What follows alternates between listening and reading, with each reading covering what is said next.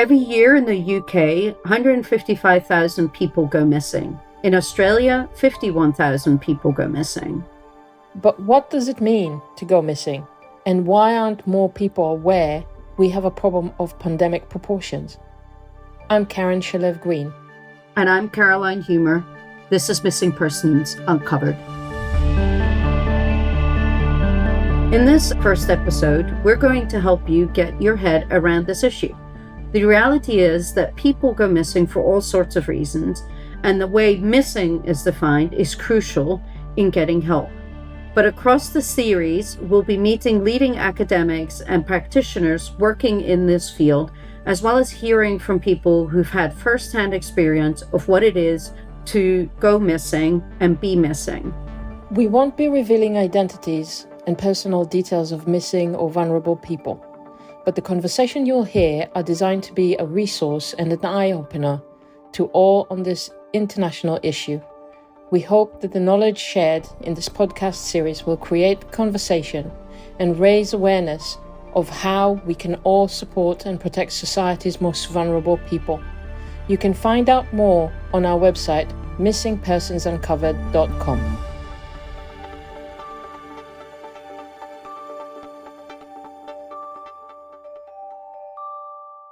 First up, you probably want to know who we are and why we're raising awareness about missing persons and why it's so important to us. Caroline and I talked about our work and different motivations. I'm Caroline Humer. I am a child protection expert with 20 years of experience in the field, in the nonprofit sector, working with various stakeholders of government and policymakers. I have set up helping various countries in setting up missing children response, as well as doing training around the world on how to investigate missing children cases. I'm Karen Shalev-Green. I'm an academic, I research, and I work at the University of Portsmouth. My area of research is about missing persons. So we research anything and everything to do with people going missing, which can vary from anything to do with child abduction to people with dementia, people with mental health, working with organizations, working with non-profit organizations, working with law enforcement agencies in the UK and internationally. And I've been submerged in the world of missing persons for the past 12 years. Karen, I think we all want to sort of understand most of us have reasons why we get into this. So what made you start studying and research into missing persons? So my answer is actually it's fate. And I think of it as something quite spiritual that's beyond me. So I did my PhD on offender profiling / geographical side of things as to why offenders choose where to offend. And it didn't feel at home. That's the best explanation I have for it. Just didn't feel right. And I didn't really know what to do. So I did a few projects, but I was in no man's land. And then Charlie Hedges, who you'll talk to in a few weeks, he worked with the national charity Missing People. He came to the university and said, through links that he had, and he said, look, we've got this database at the charity. Is anybody interested in having a play with it? And I thought, well, maybe there's similarities in the way that missing persons move in space and behave in space, similar to offenders if they don't want to be found. In 2008, I did a study on this, and I kind of got hooked. And what I didn't understand at the time was the link to my personal life, because my father was a fighter pilot in Israel, and he was captured during the Yom Kippur War in 1973, and he was held captive by Egypt. And until the government got information that he was alive and captive, he was really missing in action. The trauma of the missingness I was aware of, but he died 4 years later. And so to me, growing up, it was much more about his death and his absence from my life. And so when I started to work on that project, my mom said, well, your dad went missing. And he also went missing later when he came back because he suffered trauma and he would just take off for days on end. But she didn't report him to the police. So he was missing as a serviceman, but also as a civilian. And I didn't put two together. And then once I did, I was like, God, isn't that incredible that it kind of led me this way? And I went to a conference where there were two families or relatives of people who went missing. And I just sat down, and I remember coming home, and my eldest daughter was 2, and she was in a playpen, and I just sat down in the playpen, and I couldn't even speak. I know that this is what I'll be focusing on for the rest of my working life. For me, it was a case of I didn't know this world existed until a family friend opened the door to me to introduce me to the National Center for Missing and Exploited Children in the US. And I first started on the exploitation side. And then I got lucky to move over to the International Center. And they said, here, pick up this missing work. No one's really done it for a while, but we really need to get it back up and running. And I was like, well, this sounds interesting. Working with police and NGOs in different countries, why not? And then starting to look into it more in 2006, I realized that no one's paying attention to this issue. Everybody's sort of focused on child exploitation and child sexual abuse. And I was like, but there's missing children who are abused or are exploited also have the connection to missing. And we're not looking at the root cause of the exploitation in some instances. And I was like, this doesn't make any sense. And so that got me really going to work with all of the international community across the world to help them build a framework, definitions, databases, responses to issue of missing children. And then it became even more interesting when you and I met, because you're like, well, it's not just children. We need to look at the people. We need to look at all people. It's adults as well. This podcast was Caroline's idea, and she came to me to see if I'd be interested in working with her on it. But I asked her what her reason was for sharing information this way. I want to get to the public. I want to be able to get this issue up to a level that people understand and that we can create a global awareness. And so the idea of this was really to have an informal conversations with different people to get the public and professionals and anybody who wants to listen to understand the complexity of missing and understand how they could help. That hopefully our listeners will get this information to really take something from it to say, okay, now I have a better understanding and a complexity of this, so I can help, if it is with their children, if it is with their elderly parents, or even just within their neighborhood, to really talk about this issue and not just think it doesn't happen to them. One of the things I really was excited about in relation to making a podcast is to reach people and just share information in a way that's not too difficult to understand. But there's so many families, so many relatives that just don't have the resources to find that kind of information and to understand that you're not alone, that this happens to so many people around the world. And it doesn't matter where you're from. It doesn't matter what language you speak in. It's part of all shared experience. We're all in this together.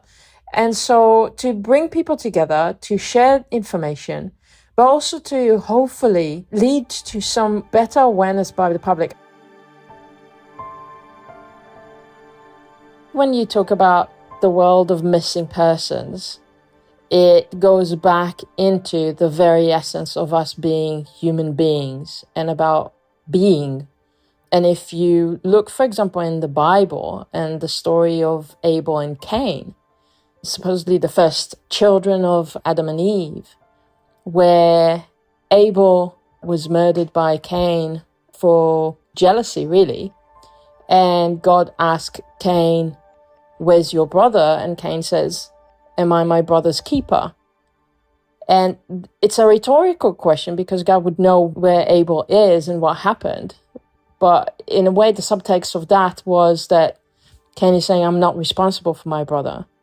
And within that question, there's the assumption and the assertion that, yes, you are.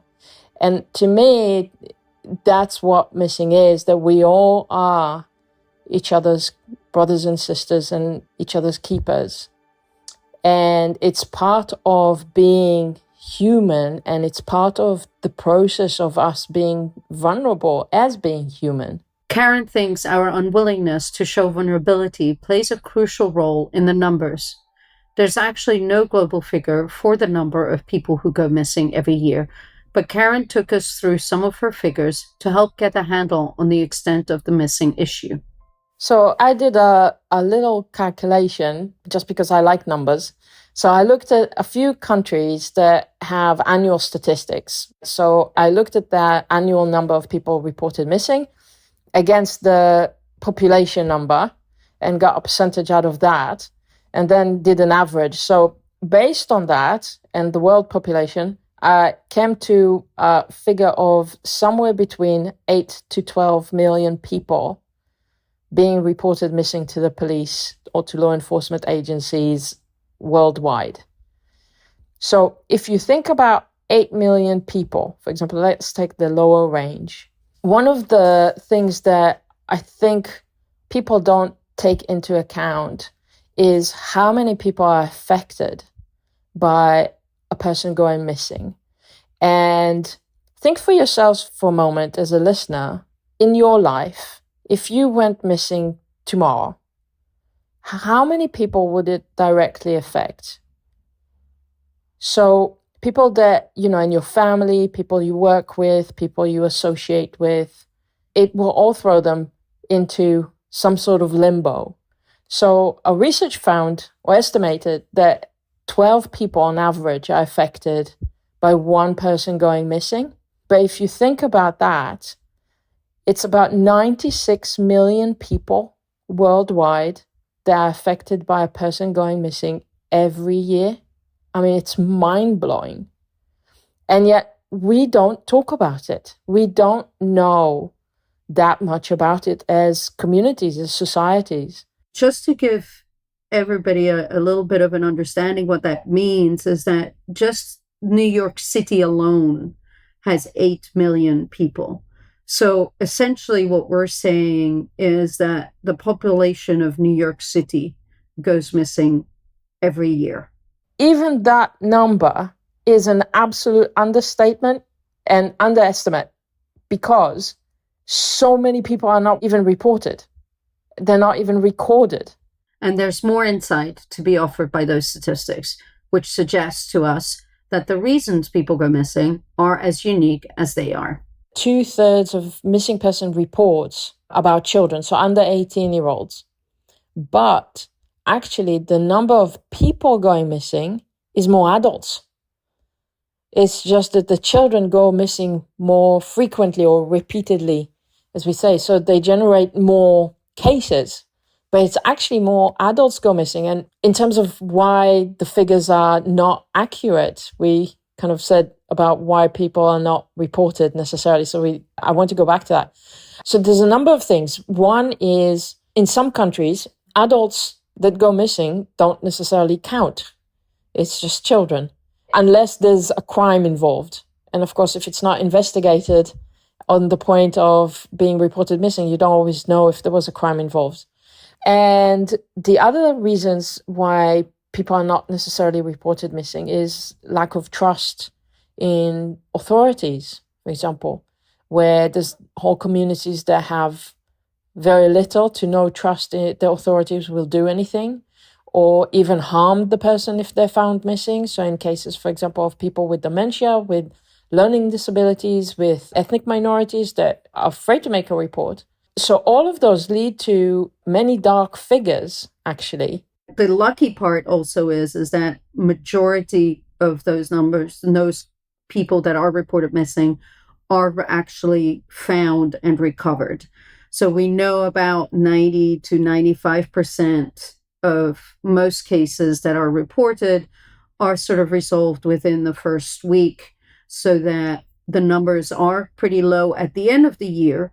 But even so, that's a huge number when we think about the number of population or the number of people that are just reported and the volume that the police have to deal with, as well as charities and nonprofits that work with the police. Across this podcast, you'll hear me and Caroline use specific terminology. If you're listening to this, I want you to pause for a moment and ask yourself this question. What does missing mean to you? As Caroline earlier said, the way we define people as missing is really important for a number of reasons. We got into this. The way I explain it when I talk to my friends is that any person can go missing, and it's a person that isn't where another person is thought they're supposed to be. And that other person could be family, could be friends, could be anybody that is caring about that person and saying, well, I'm supposed to meet that person, or I'm supposed to know where he or she is, and I don't. So the person is missing. That's sort of an abstract way. And then it becomes the question, who's actually responsible for that person? Is it the person that's looking for them, or is it somebody else? And that becomes part of it, and what kind of vulnerability they're in. A lot of times I feel that we look at, if I see a missing person poster or a news article around missing, it's sort of always described that it's the person that is missing is at fault, or it's their responsibility. It's not us that are actually looking for them, that it's not us, it's the other person. It's the person that went missing. It's their decision. So why would we even need to care? Because they're adults in a lot of cases. I think there's overall a general agreement that it means somebody who's not where they're supposed to be. There's also the element of risk involved in that. And that's linked to the vulnerability, because if we're where we're supposed to be and people around us know where to find us, know more or less where we're likely to show up, they don't think we're at risk. There's no then concern for us not being there. The issue of vulnerability is linked because when you are not where you're supposed to be and your loved ones or people who know you can't reach you, that normally is linked with a vulnerability. And it can be a vulnerability that is cognitive, about not being, for example, if you have dementia or other illnesses, or it could be physical. It could be a variety of different vulnerabilities, but a vulnerability can come before you go missing and exist then. It can happen whilst you're missing because you're exposed to people who might harm you. You might be exposed to the elements. And it also relates to vulnerability when a person is found, because there might be issues that have led them missing in the first place that then need to be identified and need to be resolved. So the issue of vulnerability is key to going missing. And a report of a missing person is always on the eye of the beholder. It's the eye of the reporter. It's their standpoint. And so in a way, it's a label. It's a label that we put on somebody else, because in many cases, a lot of people that go missing don't consider themselves missing unless they're lost, right, or abducted. But people who are exploited, people with dementia who are confused, people who are depressed and just need to go away and just be by themselves, people with autism, for example, that get overwhelmed and just need some time to decompress, they don't necessarily see themselves missing. They don't understand that. And so to then be met by law enforcement agencies and feel like you're a criminal, when in fact you were at your very vulnerable place. That's really important concept. Missing is a label. As humans, any of us can go missing, and we all have this vulnerability. The issue is that these vulnerabilities or issues aren't always obvious. Mental health can vary from day to day, and so can our resilience to whatever the world throws at us. Can I just tell you some of the terms? And I think people need to understand the confusion that is really not helping matters around the different terminologies that you may have heard and associated with going missing, but are muddying the water. So You got wandering, eloping, absconding, truanting, absentee, gone AWOL, and I can go on. The thing is, different agencies will use different terms.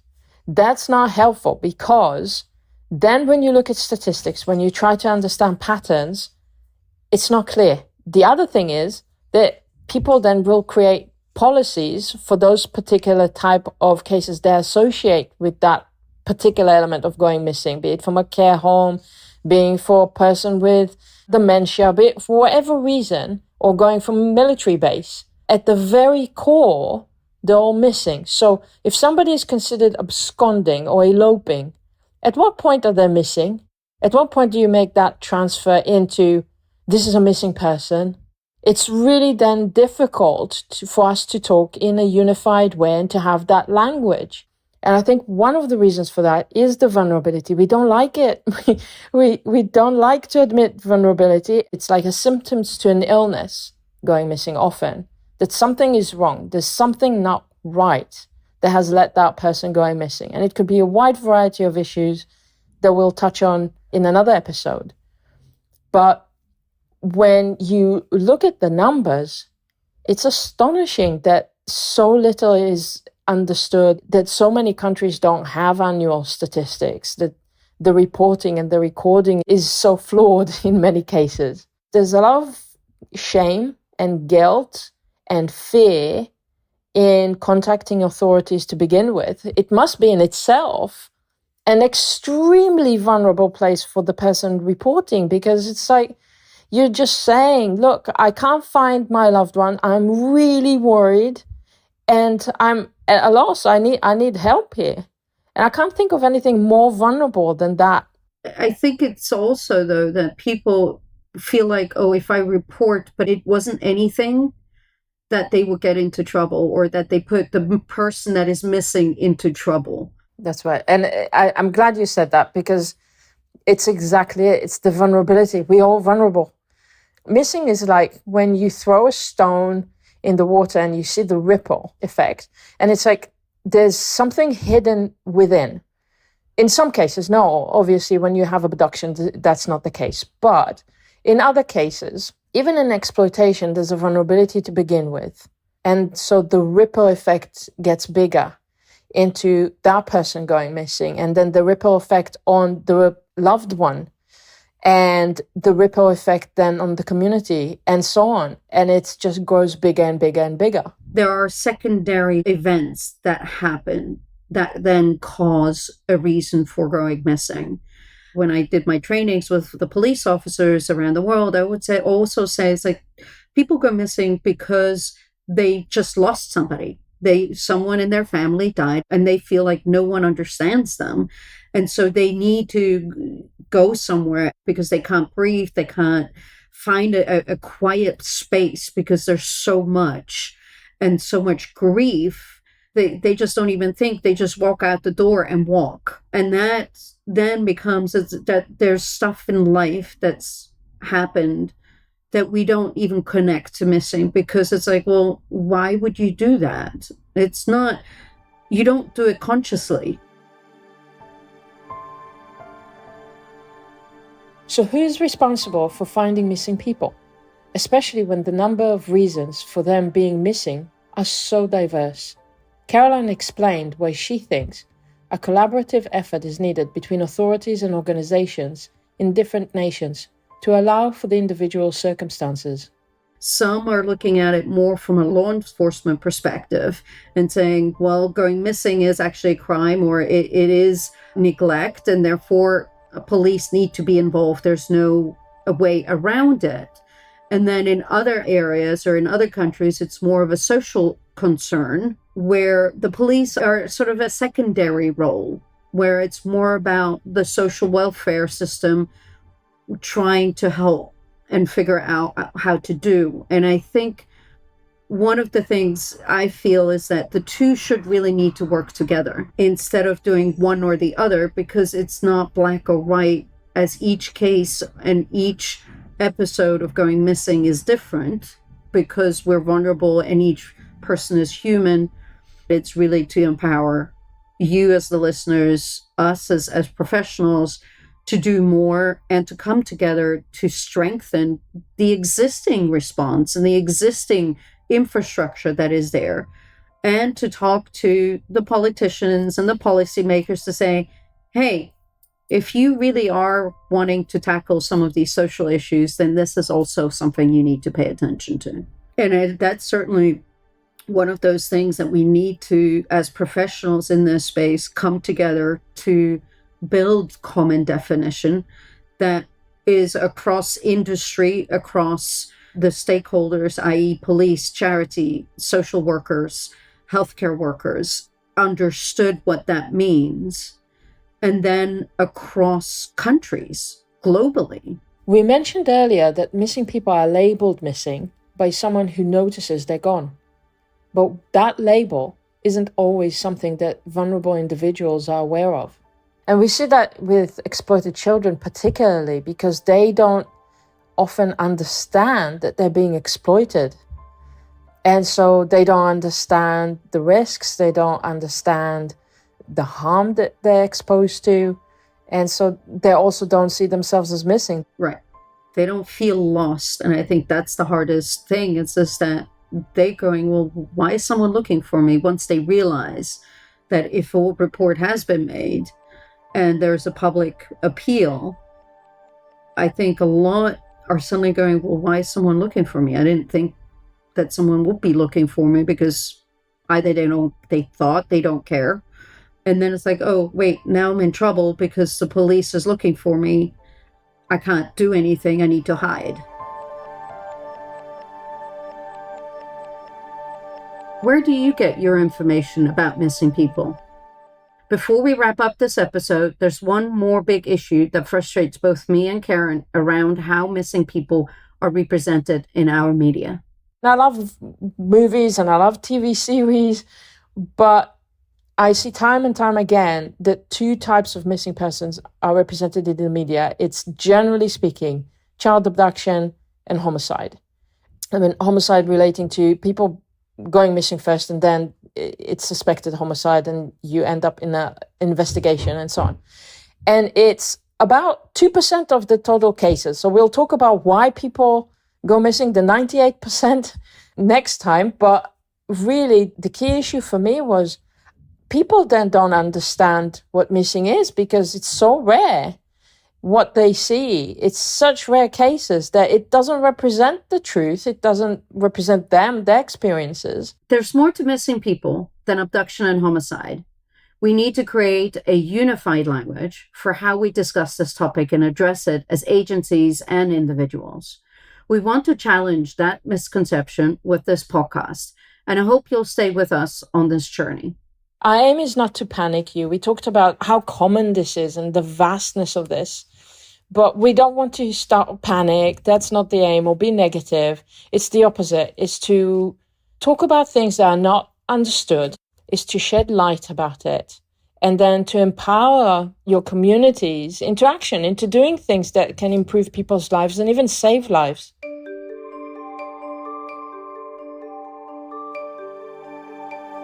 Thanks for joining us for the first episode of Missing Persons Uncovered. Next time, we'll be joined by Achje Even to discuss the reasons why people go missing. If you'd like to find out more about our work and any resources we mention in the show, you can go to missingpersonsuncovered.com. But if you'd like specific information or need help, please reach out to your local police department or national charity. I'm Caroline Humer. And I'm Karen Shalev-Green. Thanks for listening to Missing Persons Uncovered. We'll speak again next time.